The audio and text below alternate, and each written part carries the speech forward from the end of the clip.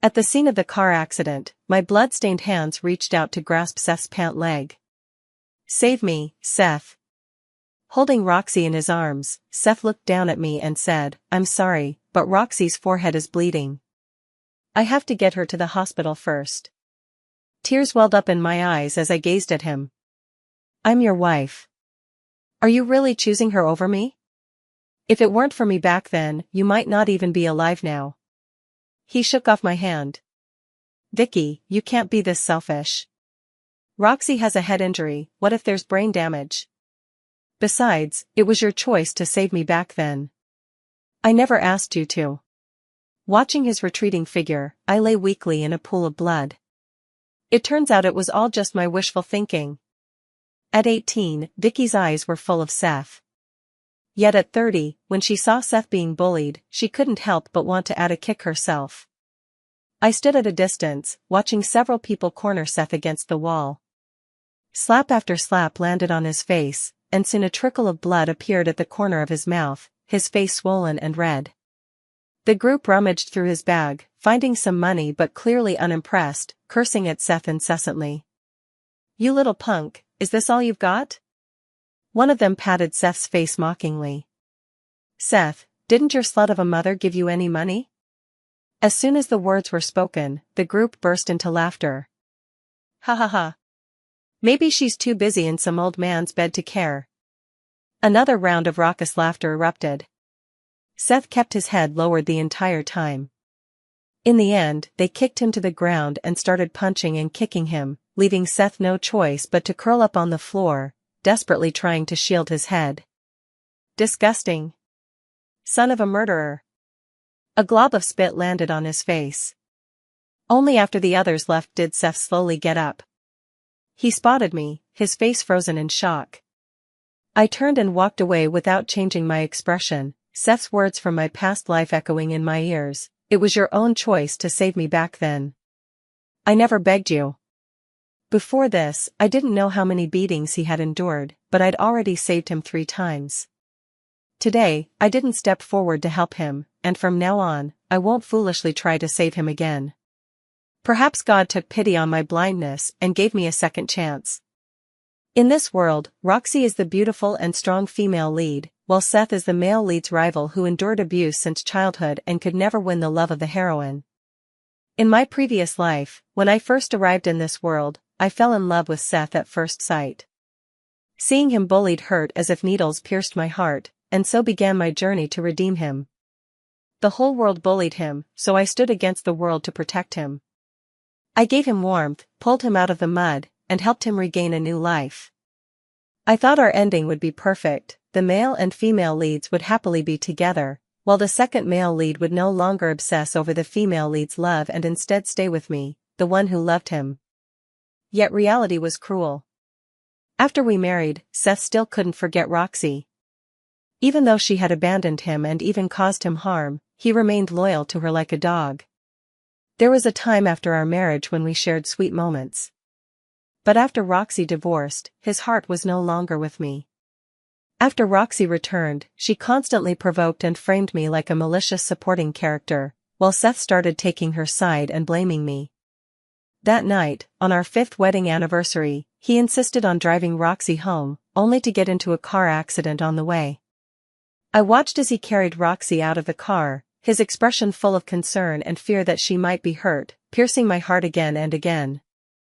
After pulling Roxy out, he completely ignored the fact that I was still trapped inside the burning car. With all my strength, I crawled out of the car and reached out with my blood-stained hand, grabbing at his pant leg. "Seth, save me." He just glanced at me emotionlessly before hurriedly picking up Roxy with concern. "Vicky, wait here. The ambulance is on its way. I'll take Roxy to the hospital first." My entire body froze as I stared at him wide-eyed. "Seth, I'm your wife. Are you really abandoning me to save her? What are you doing? Am I really that unimportant to you?" I screamed, tears streaming uncontrollably down my face, unsure whether it was from the physical pain or the agony in my heart. I desperately needed answers. "Vicky, you can't be so selfish. Roxy is hurt, what if she has a head injury? You can't just think about yourself. I watched as Roxy lowered her head, burying it in his chest, her arms tightening further around Seth's neck. What about me? Didn't you see me lying in a pool of blood? Didn't you see I was injured worse than her? Your first instinct was to carry her out of the car. Weren't you worried it might suddenly explode, that I could die too? He shook off my hand that was clutching at his pant leg. But you made it out alive, didn't you? Seth, have you forgotten how you became who you are today? He took a deep breath. Vicky, you were the one who chose to save me back then, I never asked you to. And all these years, I've treated you well enough. I've supported you, let you live without needing to work, provided you with comfort and security. Even if this is about repaying a debt, it's more than enough. I stared at him in shock, my lips trembling uncontrollably. So, being a housewife means I'm living off you? So, being with me is just about repaying a debt of gratitude? Suddenly, everything felt like it didn't matter anymore. Roxy nestled intimately against his chest, her lips curling slightly. Seth, my head hurts so much. Please don't fight anymore. If Vicky hates me, I can leave. He cast a cold glance at me. Don't mind her. It's all because I spoiled her too much. If it weren't for her, we wouldn't have separated, and you wouldn't have suffered so much after marrying Kane. Roxy lowered her head and snickered quietly, then let's hurry and leave. I'm so scared the car might explode soon. He resolutely carried Roxy away. As I lay despairingly in a pool of blood, tears trickled down my cheeks, falling to the ground. With these last words, I died in that car accident. When I opened my eyes again, I was back to being 18. At 18, Seth had a murderer for a father and a homewrecker for a mother. At this time, he was suffering from severe bullying. Whether in school or outside, there were people waiting to torment him. He was weak and helpless, easily crushed by even the slightest insult. In my past life, I shielded and protected him, resolving all malice and obstacles for him. All he had to do was sit quietly and study hard. In the end, he got into university, left his hometown, and became a successful man, even an outstanding alumnus of his alma mater. And I, to take care of him, became a housewife, tending to his daily needs. During his speech at his alma mater, the list of people he thanked included his first love Roxy for her companionship, his teachers and principal for their guidance, the school's gatekeeper for his protection, and even those who had humiliated him in his youth. He thanked them all for inspiring him. Not a single word of thanks for me, Vicky. My name didn't appear once in his thousands-word speech. All my actions seemed utterly ridiculous. Now, as I walk further and further away from Seth with my back turned toward him, the path ahead becomes increasingly clear to me. This time, it will be me who gets into university, me who starts the company, and me who lives life on my own terms. The next day, Seth was the last to enter the classroom, limping toward his seat. As he passed by me, he shot me a dark look. Vicky, you saw everything yesterday, why didn't you? He didn't finish his sentence.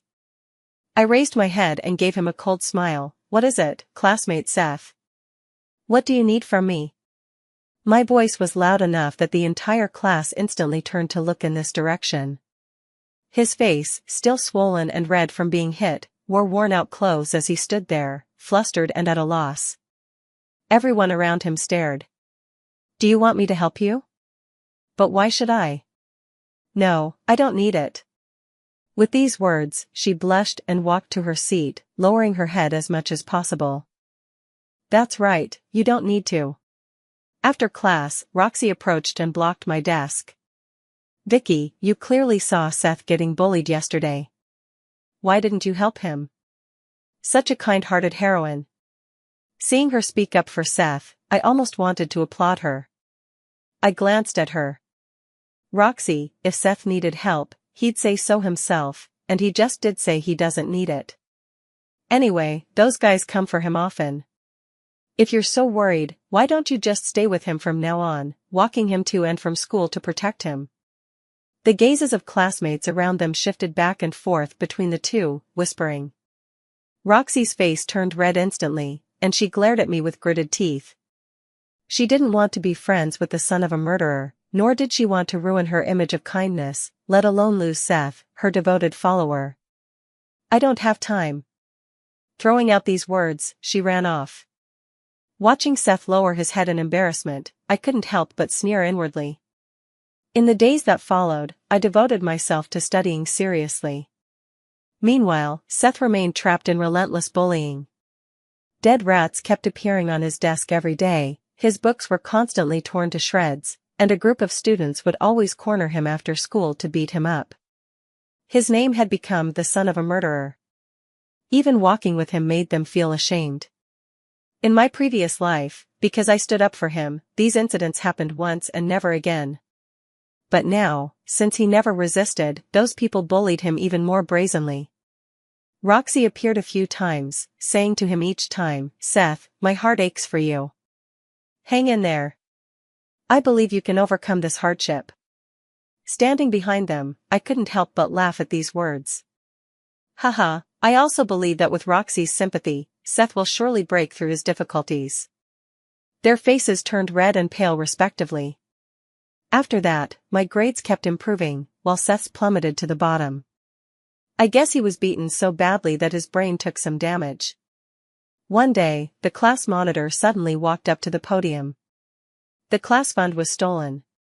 Did anyone see what happened? The crowd below gasped in shock. One person stood up and pointed at Seth. It must have been Seth who stole it. He was the last one to leave last night. As soon as those words were spoken, everyone turned to look at Seth. I didn't. He shook his head, his face deathly pale. Seth, your family is so poor, who else could it be but you? Exactly. With a murderer for a father and a mistress for a mother, it's only normal for you to steal, right? What a disgrace, sneaking around like a thief. A group of people chattered relentlessly. Suddenly, Seth shouted loudly, "I told you, I didn't do it." Vicky was also at the end back then. Why aren't you suspecting her? The classroom fell silent in an instant. All eyes turned toward me. I set down my pen, stood up, and looked at him. I left before you. How would I know if you stole it or not? How dare you say that, Vicky? Quickly tell them I didn't steal anything. He pointed at me angrily, his voice trembling with rage. How laughable, he didn't dare to shout at those who bullied him, yet he had the nerve to order me around. I glanced at him with cold eyes. Just search his bag and we'll know. No, you have no right to search my bag. He hurriedly hugged his bag to his chest, as if it were his fig leaf.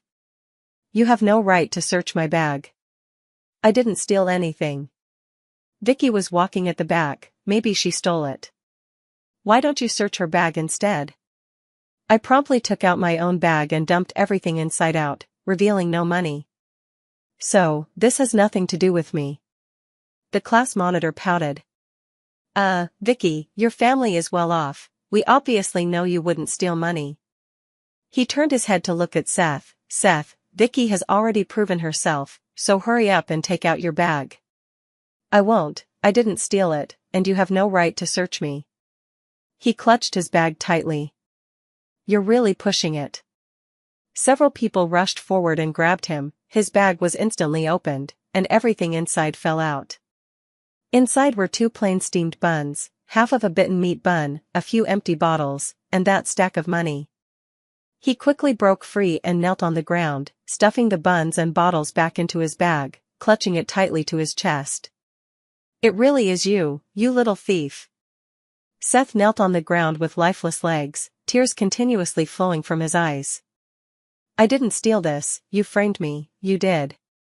Humph, Seth, don't think everyone is as despicable as you. Exactly, he stole it himself and even tried to make us suspect Vicky. Disgusting. He must be broke and starving, that's why he stole the money. Just look at his shabby appearance. Truly disgusting. The classmates looked at Seth with disdain. Seth kept lowering his head, muttering softly, it wasn't me, it really wasn't me who stole it. I didn't do it. A noisy crowd escorted him to the teacher's office, and soon the whole grade knew about it. Teenagers couldn't think of any vicious conspiracies, framing and shifting blame were what they excelled at, and it was also the most hurtful. The money was indeed planted in Seth's bag by them. I glanced at Roxy, who was watching the drama unfold, and smirked coldly in my heart. In my previous life, this happened as well, but because I kept gathering evidence, it ended only after those students and their parents apologized to Seth. Afterward, Seth still told me to show mercy where mercy is due. Huh, what a fool.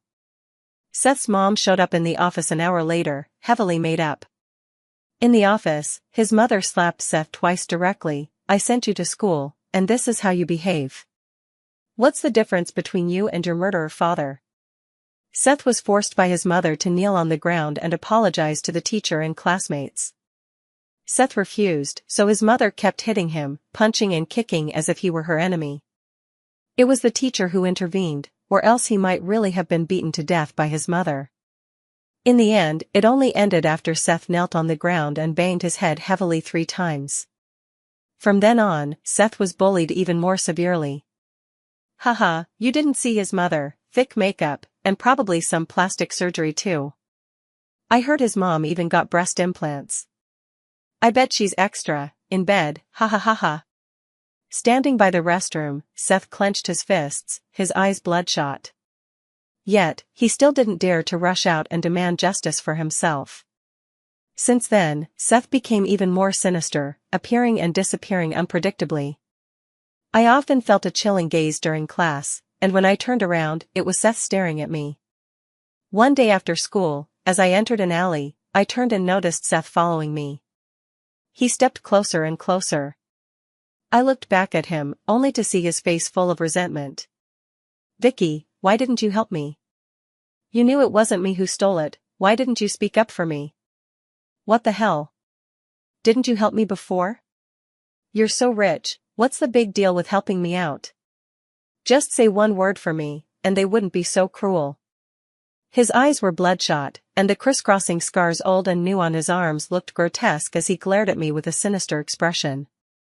At that moment, his face twisted into something monstrous, devil-like, as the small knife in his hand scraped against the wall, producing a piercing screech. Heh. I casually dropped my backpack, leaned against the wall, and let out a cold laugh. So, are you trying to get revenge on me now? You wouldn't even retaliate against those who bullied and framed you. Even if they insulted your mother right in front of you, you wouldn't lift a finger to fight them. And now, you actually want revenge on me, someone who just refused to help you. Seth, why are you so cowardly? No, more like disgusting. I'm glad I stopped helping you. An ungrateful wretch like you doesn't deserve it. Ah. His eyes widened as he pointed the knife at me. Shut up, just shut up. You could have helped me, but you refused. You're no better than them, trash, scum. I'll slash your face and make you as rotten as me, buried in the dirt. He charged straight at me, but just as he got within arm's reach, I kicked him square in the chest. While he clutched his chest in pain, I stepped forward, grabbed his arm, slung it over my shoulder, and hooked my foot around his. Slap. Ah. Seth was thrown to the ground, writhing in pain as he curled up on the floor, howling miserably. I looked down at him coldly, pressing my shoe onto his hand. Ah. It hurts. Seth, almost no one knew I would be here. Let me think, who told you? No one told me, I just wanted to ruin you, he said through gritted teeth. Oh really? Let's see whose life gets ruined first. After lifting my foot, I kicked him with all my might. Seth, I'm trained. Didn't you know that? In my past life, the bullies outside the school beat him too badly, so I learned Muay Thai to fight those thugs. Never thought this skill would one day be used against him. With the college entrance exams approaching, I stopped paying attention to anyone. Seth hasn't shown up for a month since that day. Until a cockroach appeared in my water bottle. I stared at the water, lost in thought, then glanced around at the people nearby. Spotting a familiar figure by the back door, I grabbed my bottle and rushed over. Just as Roxy was about to enter the classroom, I seized her hair and yanked her backward. She screamed, "Ah!" You're insane, Vicky. I scoffed lightly. If you dare to provoke me, you must bear the consequences. Tell me, why did you put cockroaches in my stuff? I tightened my grip, forcing Roxy's head to tilt back.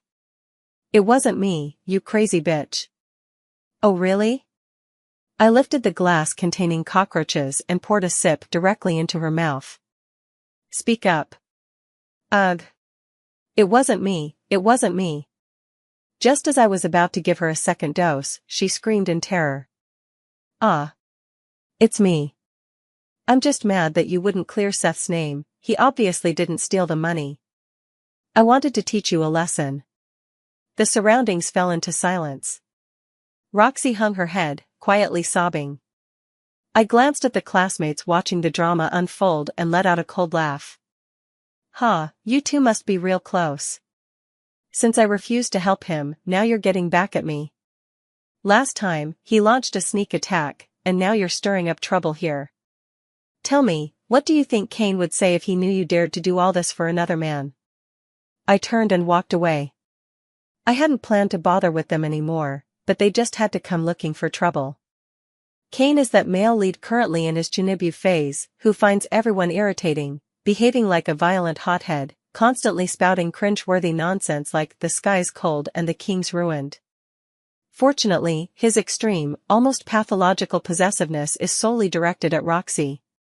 I often feel the narrative of this world is downright rotten. Why should everyone revolve around such repulsive protagonists as the male and female leads? A week before the college entrance exam, to keep those three occupied, I sent Cain a message. By the time my exams ended, rumors about Seth and the others were spreading like wildfire. One day, someone discovered Cain and Seth fighting in a factory with Roxy also present. The three were subsequently taken to the police station. In the end, Roxy testified that Seth had attempted to rape her, prompting Cain to intervene, leading to the brawl. Seth was detained and not released until after the exams. Though Roxy eventually signed a letter of forgiveness, Seth was left with a permanent stain. He now had a criminal record. On the day I left my hometown for college, I heard the news that Seth had been put in jail again. Sean, my classmate, was full of gossip. Oh my god, do you guys know what happened to Seth now? The crowd buzzed with chatter. I heard his mom kicked him out. They say he went to work somewhere. TSK, what a mess. Neither he nor that Roxy are good people. Sean shook his head. No. He really was kicked out by his mom, but after wandering around for a few days, he showed up downstairs at Roxy's place. Somehow, he broke into Roxy's house and cut out Roxy's tongue. Oh. My god. And, also, later on, he somehow got his hands on sulfuric acid and sprayed it on the gang members who used to bully him and the people who accused him of stealing money. That same night, he was arrested and thrown in jail. Damn, this guy is ruthless. Damn, if he had fought back earlier, he wouldn't have suffered so much. Tisk. Some are criticizing him, while others feel sorry for him. Suddenly, Sean looked at me and said, Vicky, his vindictiveness is so strong. You should be careful too. I smiled faintly and replied, he won't be getting out anytime soon this time, and besides, he probably won't be able to find me in this lifetime. I'll go somewhere he doesn't like. I continued listening silently behind them, feeling a bit dazed. All the classmates in the group are stepping onto their university paths one by one, heading toward their own futures. I, too, will seek my own freedom. In the blink of an eye, I've spent 20 years in City H. Here, I've walked a completely different path from my past life. In my past life, I repeatedly told Seth that I wanted to spend some time in a snowy city because I loved snow so much. Without hesitation, he outright refused. When I asked him why, he simply said he didn't like it. Yet I saw Seth again in this city. He looked utterly defeated, sunken cheeks, unkempt beard, like a beggar on the streets. The moment he saw me, his vacant gaze suddenly lit up with intensity. Vicky, I finally found you. All these years, I've been searching for you while working construction shifts. Looking for you in this city has been so hard, thank God I found you. I eyed him warily, instinctively taking a step back. You're out. What do you want with me? He's acting very strange, and how did he even know I was here? He lowered his head and gave a light laugh. Vicky, why has my life turned out like this? I actually went to prison, served a full 15 years. His eyes gradually turned red, and he wiped away his tears, staring straight at me. Vicky, it was all because Roxy kept saying you refused to help me before, that I went after you for revenge. Now I don't blame you anymore, please take me home, okay? We'll go back to how we were before. I believe we'll definitely be better off. And then will you betray me again like in our past life? As soon as the words fell, Seth's expression changed. How did you find out? I secretly pressed my phone in my pocket, staring at him expressionlessly. The Seth in this world will never know I'm here. Only you do. He was silent for a moment, then chuckled coldly. Right, it's me, Vicky. I'm your husband. How could you treat me like this? Do you know how devastated I was when I arrived here? I opened my eyes to find myself as an ex-convict who had just served 15 years in prison. How ridiculous. I've lost everything now, Vicky. You've succeeded. Your revenge is complete. He laughed and cried like a madman. I didn't take revenge on you. This was always the path you were meant to take. In our past life, I helped you escape all this. This time, I simply didn't lend you a hand. Ah, he suddenly roared. Vicky, why? Just because I didn't choose to save you in the car accident, is that why you came back to do this to me? Why? Because you killed me. He widened his eyes staring at me. Impossible, how could you be dead? You were clearly so. Then why else would I go back to the past? I stared at him coldly. He hobbled forward 2 steps. I thought you were angry with me, that's why you ignored me. He paused, then laughed. It's all right, wifey.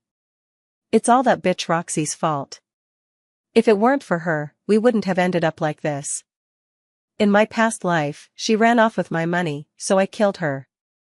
This time, I just cut out her tongue. She won't be bothering me again. Let's start over, okay? I know you still love me.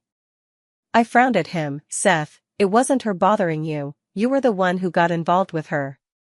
Just leave. I don't want anything to do with you in this lifetime. No. You clearly said you'd save me, that you'd never leave me. I don't care about past lives, in this one, you're staying with me. His face twisted into a snarl as he quickly moved toward me. Just as I tried to lift my foot, I suddenly felt my limbs go weak, followed by a dizzy spell. He swiftly grabbed my wrist. Vicky, I know you know martial arts, so I slipped something into that glass of water you drank earlier. I collapsed weakly to the ground, looking at him with resentment. Seth, aren't you afraid of going back inside? I'm scared, of course I'm scared, but I'm even more afraid of leaving you. Bah. You beast, I won't let you get away with this. Spittle sprayed onto his face. Slap. He struck me across the face. Vicky, why didn't you help me like you did in your past life? If you had, I wouldn't have turned out like this. He smirked slightly, but it's fine, as long as you help me for the rest of your life. I will definitely regain my former status. In your dreams. Slap. His eyes widened, and he hit me again. As Seth tried to pick me up and carry me away, I passed out helplessly. When I woke up again, I was already in the hospital. The nurse told me that while Seth was carrying me away, he was caught by the arriving police. Seth was locked up again at the police station, but this time, he wouldn't be held for long. During the days he was detained, I returned to my hometown and found his birth mother.